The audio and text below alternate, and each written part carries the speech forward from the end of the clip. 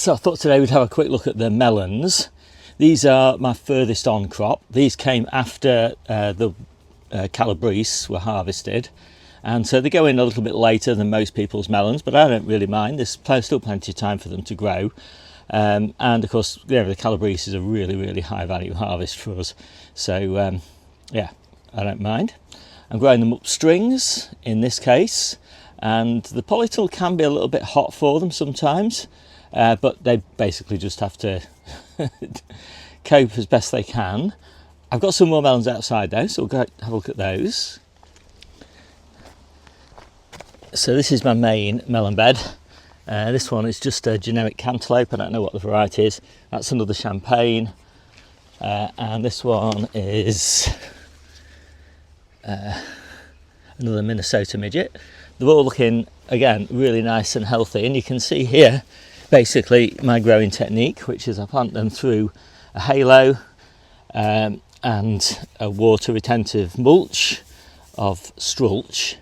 And yeah, it's a lovely way to grow. You know, if you sort of dig down here, it's lovely and moist still, even though these were planted a couple of weeks ago. So yeah, it's really nice.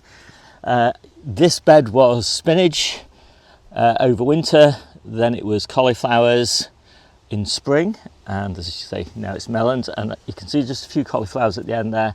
So as soon as those are ready, probably at the end of this week, I'll put the last melons in that bed. And I've got one bed that's in progress.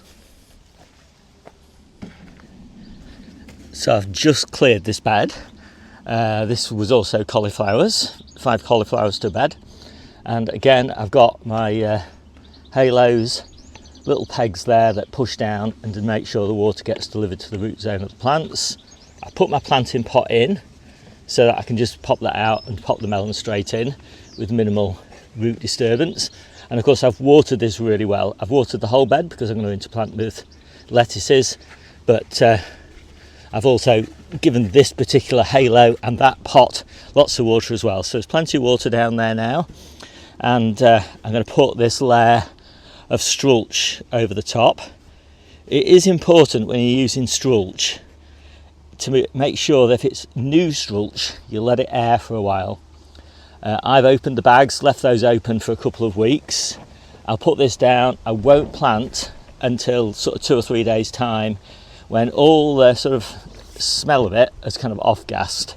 That can burn delicate leaves if you're not careful. So I actually prefer to use last year's strulch, which I just bag up. I just scrape it up like this and just pop it in a bag, and then I plant my lettuces or spinach or whatever I'm planting over winter. One of the things I really like about doing melons though is the timings. The timings are just perfect. You know, as I say, you're planting them out late May, early June, after your spring crops are finished, and then there's plenty of time then for an autumn crop and often a winter crop before you plant your spring crops. So I'll often do lettuce, spinach, and then a brassica like calabrese or cauliflowers or something like that in spring. So you get 4 nice crops out of a bed, and that makes it economic sort of to grow something like a melon, because you know they're a pretty low value crop, although they're delicious.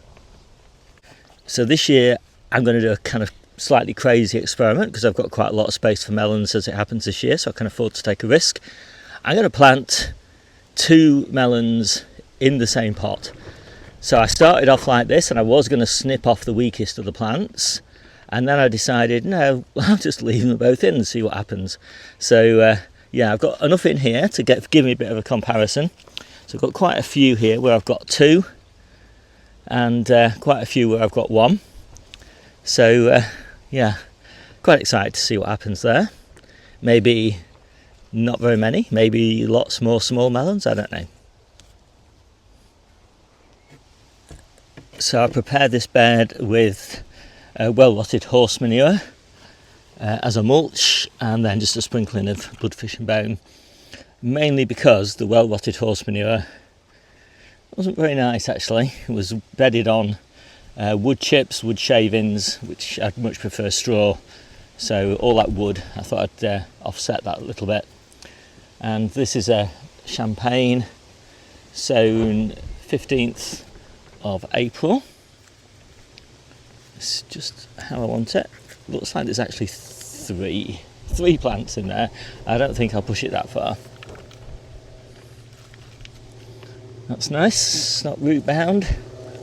And just pop that in, just firm it in slightly, and hopefully that will fly away now. And this is Emir, E-M-I-R. You can see that.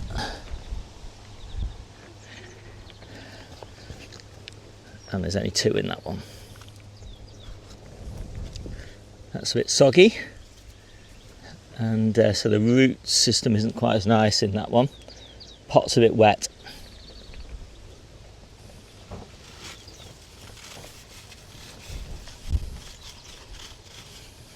And so now I'm going to close this up, but still leave them with plenty of ventilation.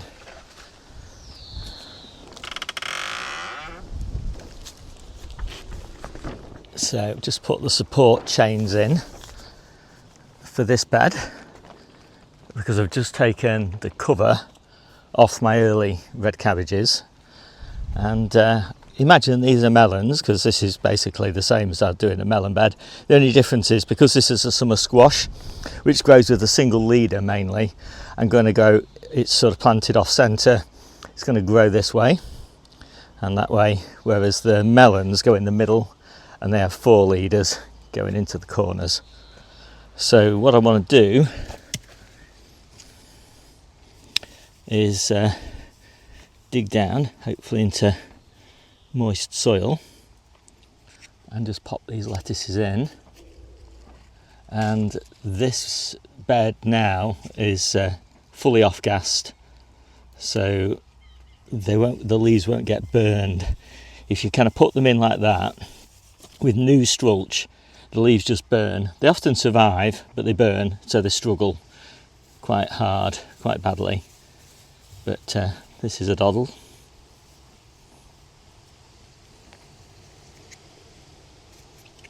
I don't put them in too densely.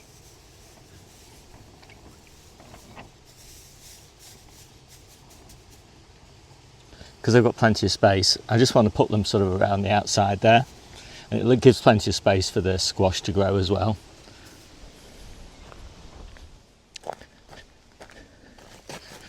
And I've got a lot more lettuces to put in, and I very much treat these as a bonus crop, planted in this case around the peppers. And yeah, I mean, they're slightly more resilient to some pests planted this way, certainly more resilient to lettuce root aphid, which is a nasty pest for lettuces, but also obviously more resistant to drought. And I can just sort of forget them and leave them here and harvest them as full heads, which makes it, just super easy.